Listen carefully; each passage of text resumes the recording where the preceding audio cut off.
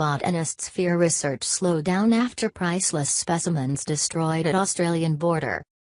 This week's news that Australian customs officers incinerated irreplaceable plant specimens has shocked botanists around the world, and left many concerned about possible impacts on international research exchanges.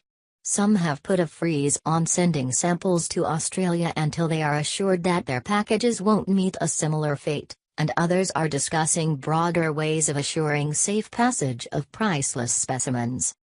This story is likely to have a major chilling effect on the loan system between herbaria across national boundaries, says Austin Mast, president of the Society of Herbarium Curators and director of the Herbarium at Florida State University in Tallahassee. Without the free sharing of specimens, the pace of plant diversity research slows. As a result of the customs debacle, curators in New Zealand put a stay on shipping samples to Australia. So has the New York Botanical Garden in New York City, which holds the second largest collection of preserved plants in the world. We, and many other herbaria, will not send specimens to Australia until we are sure this situation will not be repeated, says Herbarium Director Barbara Thier. Herbaria are guardians of plant biodiversity data. Around the world, about 3,000 institutions keep a total of 350 million plants specimens that have been pressed, dried, and stored in cabinets. Some are hundreds of years old, others are rare examples of extinct species. Particularly valuable are so-called type specimens, used to describe species for the first time. Botanists consult these when they are identifying new species or revising taxonomy. Many herbaria have digitized images of their specimens, allowing initial research to be conducted remotely. But some details must be examined firsthand. To do that, biologists often request specimens through a kind of interlibrary loan.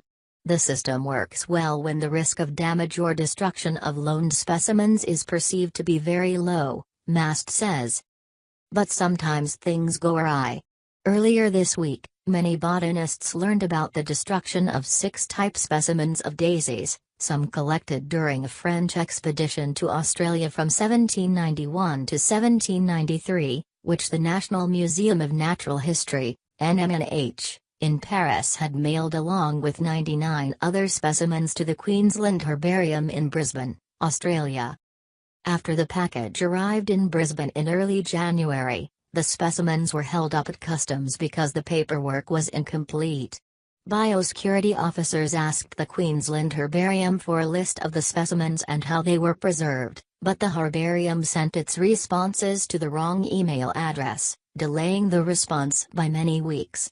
In March, the officers requested clarification, but then incinerated the samples. It's like taking a painting from the Louvre and burning it, says James Solomon, herbarium curator at the Missouri Botanical Garden in St. Louis. According to Australia's Department of Agriculture and Water Resources, which enforces biosecurity rules, part of the problem was that the samples had a declared value of $2, and its agents routinely destroy low-value items that have been kept longer than 30 days. Michel Guiraud, director of collections at NMNH, says his museum's policy is to put minimal values on shipments. If it is irreplaceable, there is no way to put an insurance value on it, he says. Guiraud says the package was sent with the usual documentation and he's trying to find out what went wrong. Concerned about the possibility of other scientific samples being destroyed, the museum is considering stopping loans from all of its collections to Australia. Australia's Agriculture Department admitted in a statement that it erred in prematurely destroying the specimens, but didn't take sole responsibility for the snafu. This is a deeply regrettable occurrence, but it does highlight the importance of the shared responsibility of Australia's biosecurity system, and the need for adherence to import conditions. The department has reviewed its procedures for handling delayed items and is considering how package labels could highlight the intrinsic value of scientific specimens. On Monday, officials met with representatives from a consortium of Australasian herbaria to help them understand and comply with importation rules. At this stage it appears we are resolving the matter very positively, says botanist Michelle Waycott of the University of Adelaide in Australia and the Council of Heads of Australasian Herbaria. A second incident came to light after botanists at the Allen Herbarium in Lincoln, New Zealand, heard last month about the destruction of the French specimens. They inquired about 6 lichen samples, including a type specimen of Bullia macularis, that they had shipped to the Australian National Herbarium in Canberra last year. It turned out the specimens had been destroyed in October 2016 by biosecurity officers in Sydney, Australia. The department is investigating what happened in this case. New Zealand herbaria have suspended loans to Australia while they wait for written guarantees that their specimens will be safe. "We are disappointed we have lost an important part of our collection, but we're looking forward to further international collaboration," said Ilse Breitzer, director of the Allen Herbarium, in a statement this week. Curators elsewhere are reviewing how they ship samples internationally. "We will rethink our policy of lending specimens to countries that would pose a risk for loss of collections," says Christine Niezgoda, collections manager of flowering plants at the Field Museum of Natural History in Chicago, Illinois, who, like others, was surprised to learn that specimens would be destroyed rather than returned. The Society for the Preservation of Natural History Collections, which is following the situation in Australia, hopes to increase communication among curators about shipping regulations and border inspection procedures.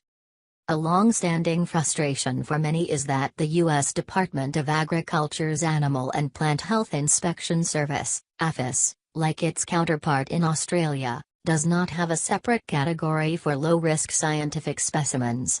The way that the US and Australian governments are treating these shipments is basically going to bring taxonomic work to a halt, says Ellen Dean, curator of the Center for Plant Diversity at the University of California, Davis.